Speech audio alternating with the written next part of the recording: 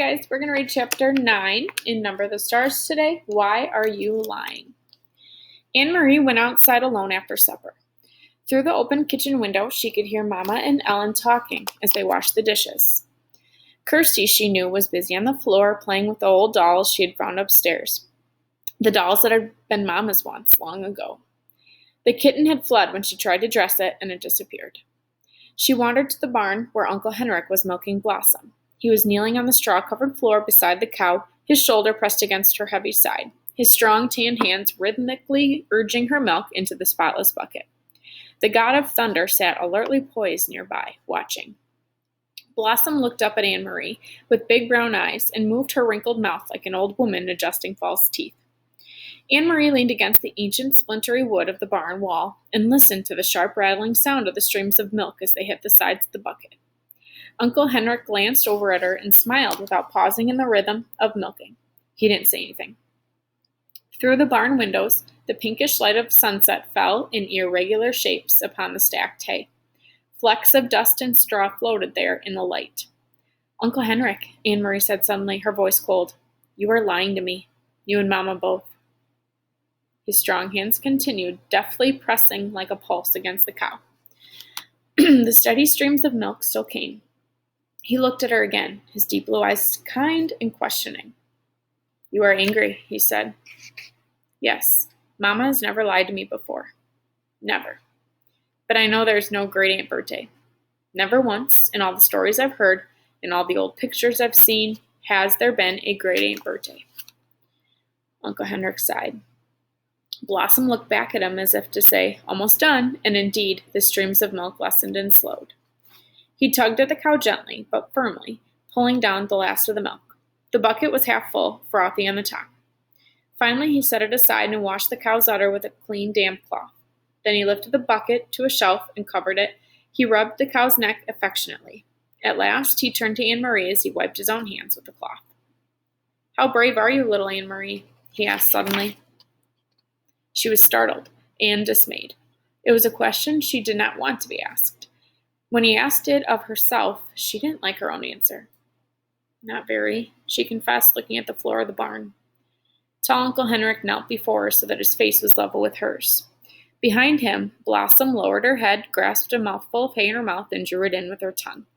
The kitten cocked its head, waiting, still hoping for spilled milk. "I think that is not true," Uncle Henrik said. "I think you are like your mama, and like your papa, and like me. Frightened, but determined. And if the time came to be brave, I'm quite sure you would be very, very brave. But," he added, "it is much easier to be brave if you do not know everything. And so your mama does not know everything. Neither do I. We know only what we need to know." Anne-Marie frowned. She wasn't sure. "Do you understand what I'm saying?" he asked, looking into her eyes. Anne-Marie frowned. She wasn't sure. What did bravery mean? She had been very frightened the day, not long ago, though now it seemed far in the past, when the soldier had stopped her on the street and asked questions in his rough voice. And she had not known everything then. She had not known that the Germans were going to take away the Jews. And so when the soldier asked, looking at Ellen that day, "What is your friend's name?" she had been able to answer him, even though she was frightened. If she had known everything, it would not have been so easy to be brave. She began to understand just a little. "Yes," she said to Uncle Henrik, "I think I understand." "You guessed correctly," he told her. "There is no great Aunt Berthe, and never has been. Your mama lied to you, and so did I. We did so," he explained, "to help you to be brave because we love you. Will you forgive us for that?"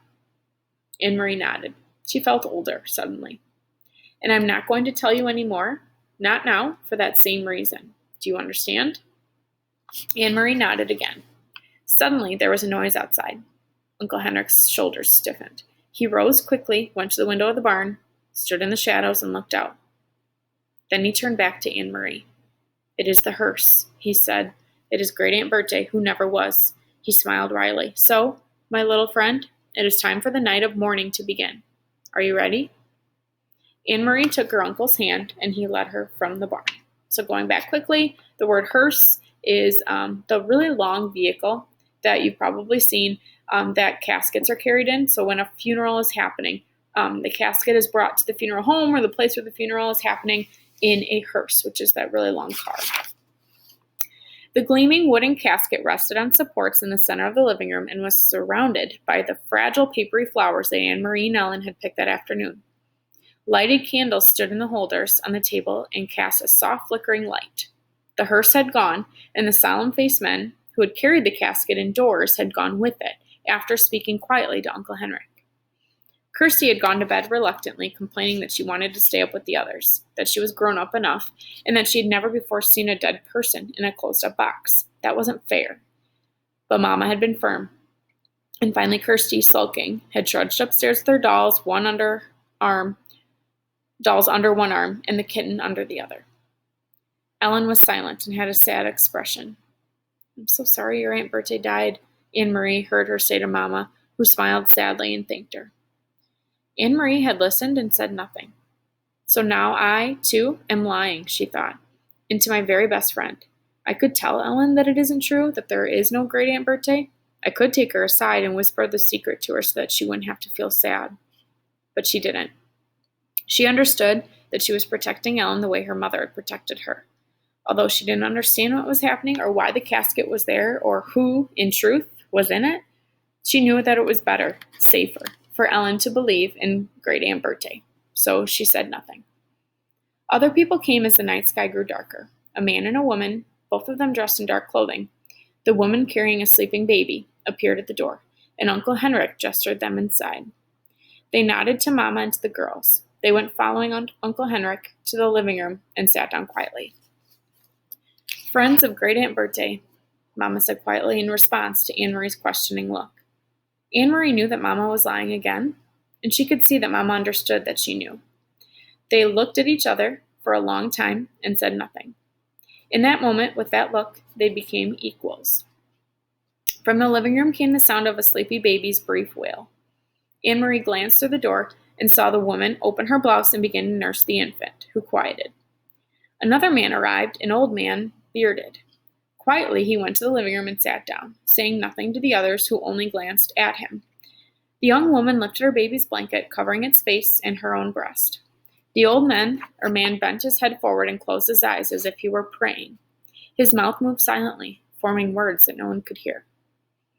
Anne Marie stood in the doorway, watching the mourners as they sat in the candlelit room. Then she turned back to the kitchen and began to help Ellen and Mama as they prepared food. In Copenhagen, she remembered when Lisa died. Friends had come to their apartment every evening. All of them had brought food so that Mama wouldn't need to cook. Why hadn't these people brought food? Why didn't they talk? In Copenhagen, even though the talk was sad, people had spoken softly to one another and to Mama and Papa. They talked about Lisa, remembering her happier times. Thinking about it as she sliced cheese in the kitchen, Anne Marie realized that these people had nothing to talk about. They couldn't speak of happier times with great Aunt Berthe when there had never been a great Aunt Berthe at all. Uncle Henrik came into the kitchen. He glanced at his watch and then at Mama. "It's getting late," he said. "I should go to the boat." He looked worried. He blew out the candle so there would be no light at all and opened the door. He stared beyond the gnarled apple tree into the darkness. "Good, here they come," he said in a low, relieved voice. "Ellen, come with me." Ellen looked questioningly toward Mama, who nodded. "Go with Henrik," she said. Anne Marie watched, still holding the wedge of firm cheese in her hand, as Ellen followed Uncle Henrik into the yard. She could hear a sharp, low cry from Ellen, and then the sound of voices speaking softly. In a moment, Uncle Henrik returned. Behind him was Peter Nielsen. Tonight, Peter went first to Mama and hugged her. Then he hugged Anne Marie and kissed her on the cheek. But he said nothing. There was no playfulness to his affection tonight, just a sense of urgency, of worry. He went immediately to the living room, looked around, and nodded at the silent people there. Ellen was still outside. But in a moment the door opened, and she returned, held tightly like a little girl, her bare legs dangling against her father's chest. Her mother was beside them. Okay, so that was chapter 9. You do have in your packet for Number of the Stars